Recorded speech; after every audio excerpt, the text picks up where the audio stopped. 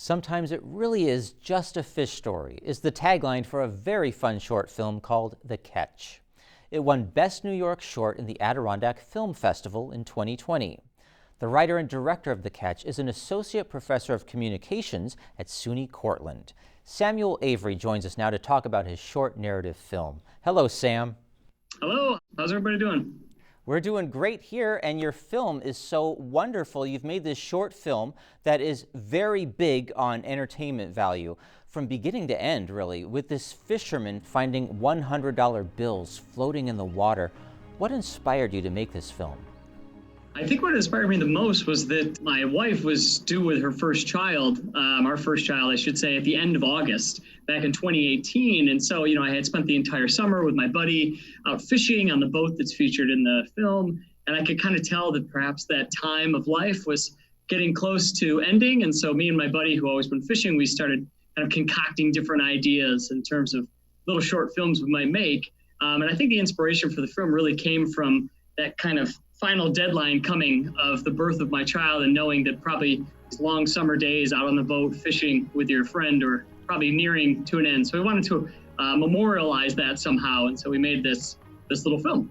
Well, that is a nice way to memorialize that part of your life. What is your connection to the lake in the film? Sure. Yeah, I actually live on that lake. So the lake is in Liverpool, New York, or Syracuse, New York. It's called Onondaga Lake. And it's probably best known for being one of the most polluted lakes, or was, in New York State. It's not anymore. And while I don't go swimming in it, my connection was that I would go out on that boat all the time and constantly, just such a pleasant, peaceful place to go to hang out, fish, etc. And so it seemed like a perfect spot to shoot a film. Yeah, and how did you enjoy shooting the film on the lake? What was enjoyable about the process? Well, I don't know if I'd use the word joy. Before we went out there, you have this vision that we're going to go out there, we're going to shoot this perfect film of a boat on the water and blah, blah, blah. But, you kind of don't factor in all the weather and all the issues that come out of that. Especially a lot of the film is shot outside of the boat. So, there's the lead actor who's on the boat fishing. And then I was actually in a paddle boat paddling around that boat trying to get these exterior shots of it. And even though the water was calm, you still float this way or that way or whatever. And so it became an incredibly challenging film to shoot. One of the major challenges we had too was the dollar bills, right? So this idea that we were going to have, money floating in a certain direction and the fishermen would follow it down the stream, seemed really easy to write on paper. But then we got out there, we had this prop money, right? These fake $100 bills. And we put them in the water, and the first thing they do is they sink right to the bottom. And so it was like, God, how do we get them to float? So we figured out finally how to get them to stay on top of the water. But then once that happened, those things floated all over the place. They were, you'd want them to go one direction, they'd go that direction. It was a mess, just such a mess with these, $100 bills floating everywhere. Somebody downstream must have thought, this is their lucky day because we've had to do it so many times. We must have put, quite a few, probably hundreds of fake $100 bills into the water. The only solution we could really come up with the bills was to fold them a certain way so they stopped sinking in the water. Because that was the big thing we kept seeing was they were sinking.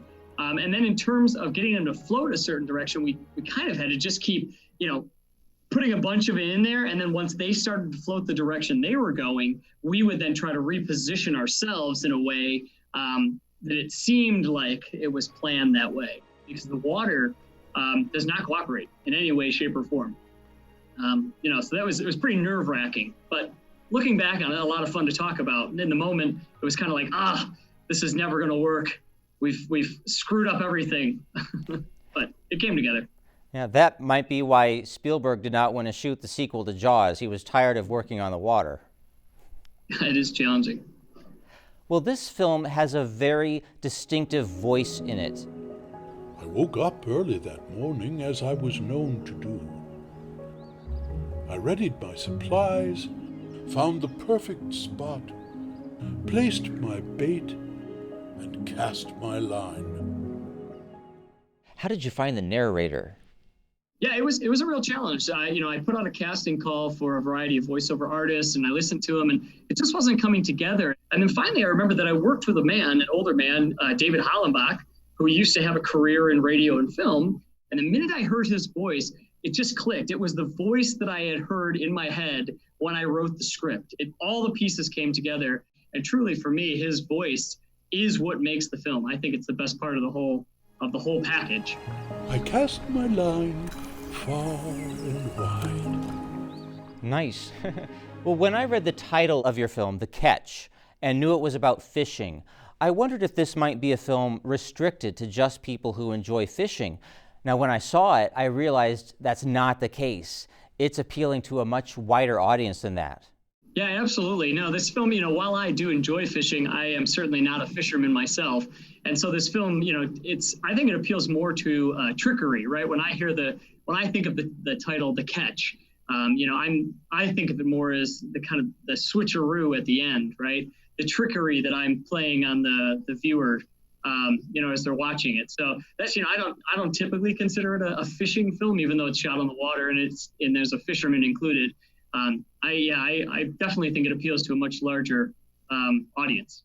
And it's been awarded. The film won Best New York Short at the Adirondack Film Festival.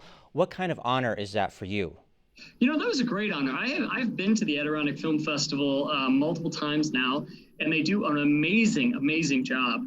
And then, to learn that The Catch ended up winning the Best New York Short Film Award this time around, I was kind of flabbergasted, disappointed that Adirondack Film Fest was virtual and they didn't get to throw their big party as they normally do, but still incredibly honored that The Catch was recognized among so many amazing films.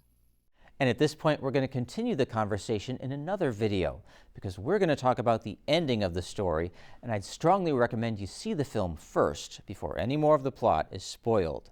The conversation will continue with a link in the description below, and you'll be able to enjoy the entire short film, The Catch, during our upcoming show, Festival Films, Spotlight on New York Shorts.